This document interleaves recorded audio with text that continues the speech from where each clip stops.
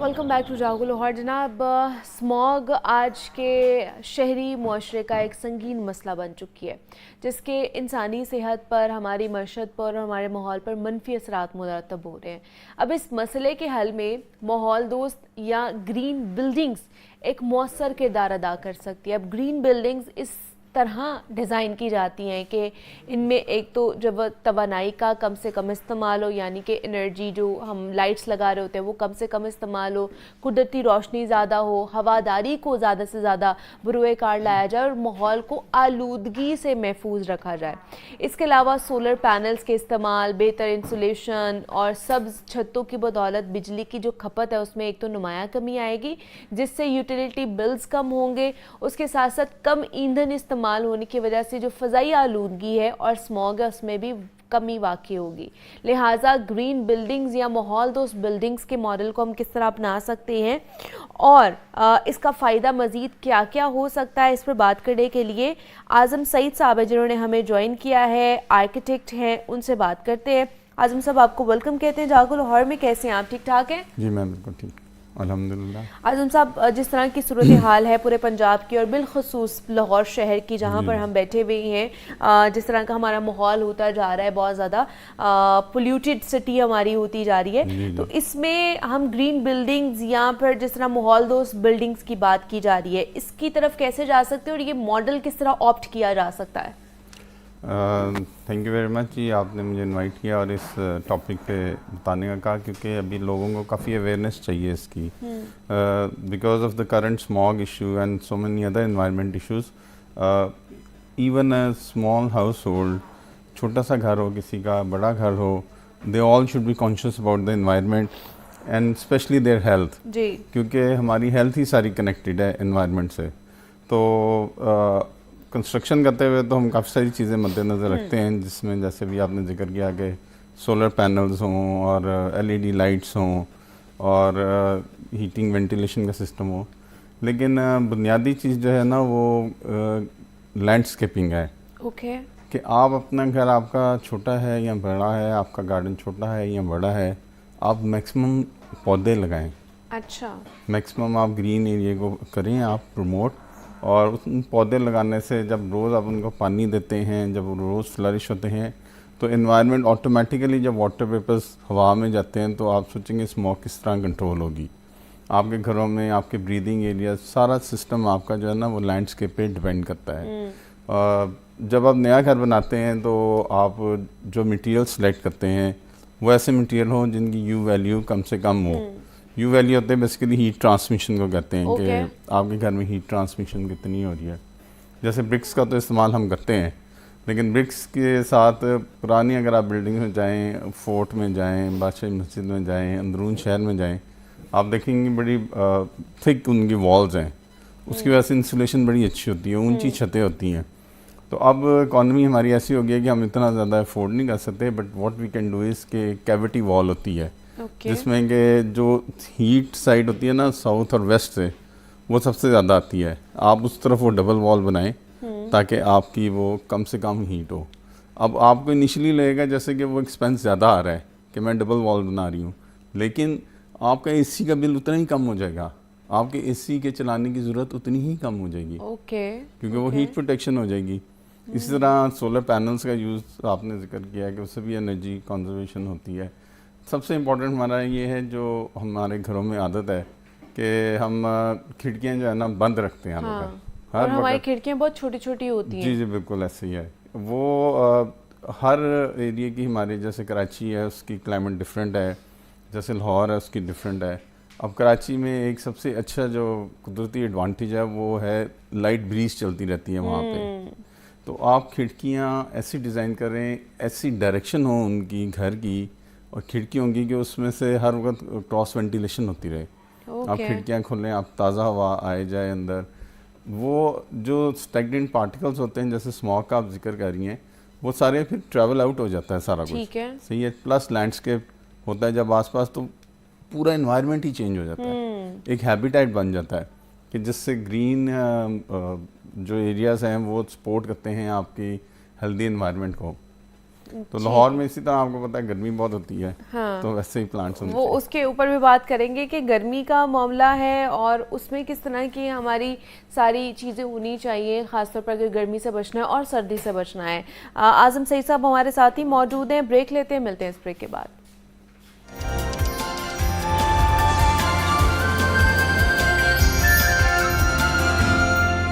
से आ गया ना, कसम खुदा की नार हो गया तो मेरा नाम बदल लेना। वो अल्लाह की मर्जी नहीं थी जब आपने उसका हक नहीं अदा किया। तो गलत कर रहे हैं ना आप। बोतलों में क्यों दे रहा हूँ कि मेरा काम नहीं है। जिनका बाहर किसी पंप पे जाओ, जहाँ काम ना वहाँ पे बोतलों में नहीं देते, खुला दे। वहाँ सेल ज्यादा है, यहाँ पे सेल ज्यादा है। ये कभी ना भागते, अगर इनको भी आज वो मरियम नवाज वाले पैसे मिले होते तो। मुझे रब खबर नसीब ना करे कि मैं आपके पैसे वो लेता। कुरान का हलफ उठा के 100 रुपए के लिए आनी चाहिए, 100 रुपए में शर्म आनी चाहिए। अपने बच्चों को हराम तुम हराम खिला रहे हो, खिलाते हो, तुम खिलाते हो। दिखाओ सीसीटीवी। अगर ये झूठ बोल रहा होगा ये बंदा, ये आपका तो मैं बंदा है। ऑन कैमरा माफी मांग के जाऊंगा। देखिए तमाशा आज रात 11:05 पर सिर्फ लाहौर न्यूज पर।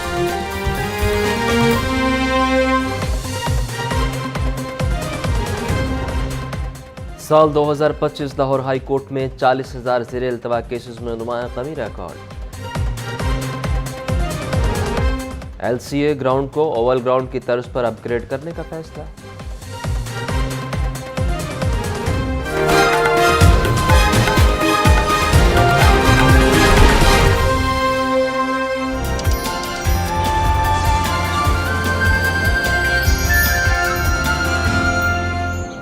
वेलकम बैक टू जागो लाहौर। जनाब, हम बात कर रहे हैं एनवायरनमेंट फ्रेंडली बिल्डिंग्स के हवाले से कि उनको किस तर्ज का बनाना चाहिए ताकि ये जो स्मॉग है, फॉग है, देन गर्मी बहुत ज़्यादा पड़ रही होती है, इन चीज़ों से बचा जा सके। तो घर किस तरह के आपने बनाने हैं। अच्छा आज़म साहब, दूसरी बात कि इन माहौल दोस्त अगर हमने बिल्डिंग्स बनानी है, घर बनाने हैं, तो आजकल वर्टिकल बिल्डिंग्स का बहुत ज़्यादा चल रहा है कि वर्टिकल बिल्डिंग्स की तरफ हमें जाना चाहिए, हमारे अपार्टमेंट्स की तरफ जाना चाहिए और वो हमारा माहौल जो है ना वो बेहतर करेंगे। आपको क्या लगता है कि ऐसा है? जी बिल्कुल। एक तो आपको पता है जैसे इकॉनमी की हमारी जनरल सिचुएशन है कि लैंड बड़ी एक्सपेंसिव हो गई है ऑल ओवर पाकिस्तान। तो अब हॉरिजॉन्टल जो डेवलपमेंट है वो लैंड शॉर्टेज की वजह से भी हो रही है। उसका सबसे बुरा इम्पैक्ट ये हो रहा है कि हमारे जो एग्रीकल्चर एरियाज थे उसके ऊपर खत्म हो रहे हैं। आप देखें सारी उसमें हाउसिंग लोग बनाते जा रहे हैं, बिल्डर्स का इतना इंटरेस्ट है, हाउसिंग डेवलपमेंट का अपना इंटरेस्ट है। अभी रिसेंट इतना बुरा वाक़या जो रूडा वाला हुआ है, हाँ जी, रावी वाला, तो कितना वो लोगों का पैसे भी ज़ाया हुए हैं और सारी इन्वायरमेंट पोल्यूट हो गई है। जो एक्चुअली बेड था रिवर का वही डिस्ट्रॉय हो गया। तो बेसिकली अब हमें लैंड को स्क्वीज लैंड पे काम करना है और वर्टिकल में जाना है। और वर्टिकल का ज़ाहिर है अगर अच्छा डिज़ाइन होगा, अच्छी उसकी प्लम्बिंग का सिस्टम होगा, एयर वेंटिलेशन का होगा, आर्किटेक्ट और इंजीनियर जो काम कर रहे हैं they should be conscious about the putting up the directions of the Windows, look rotating the apartments. आपने देखे होंगे कुछ अपार्टमेंट जो हैं थोड़े से आप गुजर रही होती हैं रोड पे तो थोड़े से आपको रोटेटेड लगते हैं, सही है। इसी तरह कुछ अपार्टमेंट्स होते हैं उनमें खिड़कियाँ आपको ज़्यादा नज़र आएंगी। जो आपको अपार्टमेंट से नज़र आएंगे जिनके आगे बैल्कनियाँ या नहीं हैं और खिड़कियाँ कम हैं वो हमेशा फेल हो जाएंगे। वो क्या होते हैं? फेल हो जाते हैं। फेल हो जाते हैं। जी। ओके। आप खुद किसी दोस्त को या रिलेटिव को मिलने जाए अपार्टमेंट बिल्डिंग में, आप बिल्कुल नहीं लाइक करेंगे कि भी डार्क डिंजी कॉरिडोर हो। हम नहीं कहेंगे, हम कहेंगे तो बैल्कनी होनी चाहिए, तो खिड़कियां होनी चाहिए, हाँ, व्यू नजर आना चाहिए बाहर का। हाँ जी, ऐसे ही है। अब यही लाहौर और कराची में फ़र्क है कि लाहौर में ज़्यादातर लोगों को खुले एनवायरनमेंट में रहने की आदत है। दे डोंट घरों में रहने की आदत है ना, वो अपार्टमेंट छोटे से अपार्टमेंट में नहीं रह सकते, पसंद नहीं करते। उसकी वजह यही है कि जब आप किसी अपार्टमेंट में या बिल्डिंग में घुसेंगे वो डार्क कॉरिडोर्स होंगे, उसकी कोई रोशन या हवादारी स्पेसेस आपको नहीं नज़र आएंगी और you will feel very suffocating. जबकि आप अगर अच्छी प्लेसमेंट करें, अच्छा डिज़ाइन करेंगे तो ऐसा नहीं होगा। तो ये अभी लाहौर और पंजाब में रुझान आ रहा है but it's little slow. But आपको लगता है कि ये एनवायरनमेंट फ्रेंडली है पंजाब या लाहौर को देखते हुए? हाँ जी, बिल्कुल। अगर बिल्डिंग्स की तरफ, वर्टिकल बिल्डिंग्स की तरफ जाते हैं हम। हाँ, वर्टिकल बिल्डिंग्स की तरफ जाना एक तो ठीक है, वक्त की ज़रूरत है कि हमारे लैंड शॉर्टेज और एग्रीकल्चर लैंड को बचाने के लिए, हमारे ग्रीन एरियाज़ को बचाने के लिए लाहौर में एक हेरिटेज सोसाइटी है और we work on protection of environment. कोई भी ऐसा प्रोजेक्ट होता है जिसमें कि दरख्त काटे जा रहे हों या माहौल को डिस्ट्रॉय किया जा रहा हो, तो हम उसमें एक्टिवली पार्टिसिपेट करते हैं और गवर्नमेंट को असिस्ट करते हैं कि जी आप ग्रीन एरियाज़ को बचाएं, पुराने दरख्त ना काटें, नए दरख्त किस तरह लोकेट करें। तो इस वजह से फिर कोई भी एरिया जो भी डेवलप हो रहा है फॉर मल्टी स्टोरी बिल्डिंग्स, उसके साथ ही हम लैंडस्केप भी डिज़ाइन करते हैं। कि देखें आप काफ़ी सारे आजकल आप देख रहे होंगे अस्करी हाउसिंग अपार्टमेंट्स काफ़ी अच्छे बन रहे हैं, तो उनके साथ ही उनके सारे ग्रीन एरियाज़ वगैरह डिज़ाइन किए जाते हैं ताकि प्रोपोर्शनेटली वहाँ पे ग्रीन एनवायरनमेंट हो और लोगों को एक हेल्दी एनवायरनमेंट मिले। विंड की डायरेक्शन को वो करते हैं, हम प्रमोट करते हैं, ऐसी चीज़ों को सपोर्ट करते हैं जिससे कि वो हेल्दी इन्वायरमेंट हमारा रहे और इन तमाम तर जो प्रॉब्लम्स हैं, स्मॉग का प्रॉब्लम हो गया, ज़्यादा सर्दी ज़्यादा गर्मी का प्रॉब्लम हो गया, उससे बचा जा सके। बस आप ये कोशिश करें जो जिसके घर में चाहे अपार्टमेंट है या घर है, छोटा है बड़ा है, आप लोग ज़्यादा से ज़्यादा पौधे लगाएं। पौधे ज़्यादा से ज़्यादा, ग्रीनरी ज़्यादा से ज़्यादा। जी बिल्कुल। हाउस होल्ड को तो आपको पता है, जैसे मेरी वालदा हैं, उनको बड़ा शौक है बागबानी का, वो हर वक्त कोई ना कोई सीज़न के हिसाब से फूल लगाती रहती हैं। अभी आप सोचेंगे फूलों के लिए इस टेबल से ज़्यादा एरिया नहीं चाहिए। आपके घर में इतना भी होगा, आपका अपार्टमेंट भी है, उसके बाद इतना से भी कॉरिडोर है, उसमें आप 10 रखेंगे गमले और फ्लावर रखेंगे, तो आप जब अपनी दोस्त के घर जाएंगे तो आपको कैसा लगेगा? बिल्कुल। So there is a difference. तो वो फिर वो प्लांट जो है वो एनवायरनमेंट में हेल्प करते हैं। अच्छा, इसके अलावा क्या हमें करना चाहिए? मतलब एक तो जो नए घर बन रहे हैं उनके वाले से भी, दूसरा जिनके बन गए हुए हैं अब वो चेंजिंग्स नहीं कर सकते हैं, तो वो अपने इन्वायरमेंट को फ्रेंडली बनाने के लिए क्या कर सकते हैं? एक तो प्लांटेशन करें, दूसरा इसके अलावा क्या कर सकते हैं जिससे एक तो उनका घर भी खुला खुला लगे, ज़्यादा सर्दी भी ना आए, गर्मी में ज़्यादा गर्मी भी ना हो, वो क्या चीज़ें हो सकती हैं? देखिए जी, मैं आपको बताता हूँ, आप जाएं अंदरून शहर की तरफ, यहाँ आपको अपना बचपन याद होगा। हमारे पुराने घरों में किस तरह होता था कि जो हमारी दादियाँ नानियाँ होती थी वो कहती थी भाई अब शाम होने लगी है, जल्दी से पानी का छिड़काव कर दो। पानी का छिड़काव भी क्यों, भी इतना सब गर्म है फर्श, वो ठंडा होगा, वो बाहर उठेंगे पानी के। छतों पे सोते थे तो छतों पे पहले पानी का छिड़काव किया जाता था, फिर चारपाइयाँ बिछाई जाती थी। अब आप देखें ना, आप वो सारा इनहेल करेंगे बजाय आप dry air with dust particles. आपके जब ये पानी का छिड़काव करते थे तो सारा कुछ वो बैठने शुरू हो जाता था, डस्ट पार्टिकल्स, वेटनेस होती थी और आपकी ब्रीदिंग और सारी inhaling, I mean that gets better. हमने वो सारी चीज़ें छोड़ दी हैं। आपका घर बन गया है, ठीक है जी, 10 साल पुराना है, 20 साल पुराना है, उसमें कोई ड्राइववे है, उसमें कोई कार, वो मोटरसाइकिल खड़ी करने की जगह है, कुछ है, आप उसको ठंडा रखें, उसमें पानी का छिड़काव करें, छत पे जाके पानी का छिड़काव करें। अपने आप को खुद को आदत डालें कि ज़्यादा से ज़्यादा हम शाम को खुद बाहर बैठें अच्छे माहौल में। और आप किसका छोटा घर है, अगर वो छत पे भी एक बना लेता है गार्डन। आजकल हम नए घरों में बहुत ज़्यादा प्रपोज कर रहे हैं रूफ गार्डन्स, रूफ गार्डनिंग। हाँ जी बिल्कुल। और आप देखेंगे अक्सर जो नए अपार्टमेंट बिल्डिंग्स बन रही हैं या मेन कमर्शियल बिल्डिंग्स बन रही हैं, उसके आप अक्सर देखेंगे दूर से आपको नजर आएगा रूफ गार्डन डेवलप हुआ है।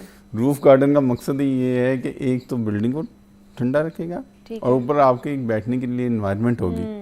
सो that's your contribution to the environment.